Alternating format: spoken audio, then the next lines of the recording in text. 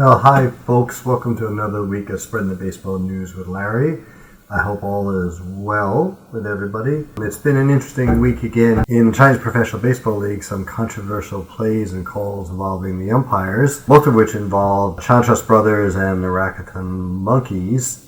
And the first one, I think, was on September 18th, involves again a play at home plate, much like the play a week earlier, where the question of the Buster Posey rule comes into effect. Again, there's a runner trying to score, the throw came in, and in this instance, clearly to me, if there is a Buster Posey rule, it would be correct to invoke that rule because clearly in this instance, the catcher is blocking home plate. It wasn't up the line.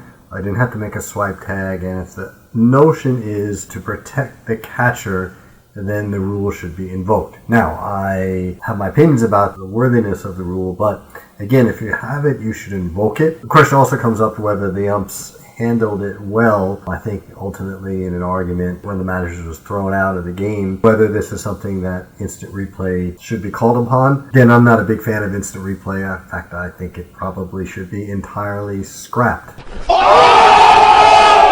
But the big difference between the play on September 18th and the play a week earlier, I think it was September 10th, where the rule was invoked, and clearly in that play, the catcher was not blocking home plate. Another incident involved, again, the Monkeys and the Chantress Brothers, is whether a batter is hit by a pitch. And again, there's a question of the instant replay, and I think the umpires got together in this call and reversed themselves. Again, I think it seems to be that the umpires maybe don't know all the rules. What was also interesting for me from an American point of view is whether the managers were right to be thrown out, whether they touched the umpires, and how vociferous their arguments were. Here in North America, again, if you make any sort of contact with an umpire, that's grounds for immediate ejection.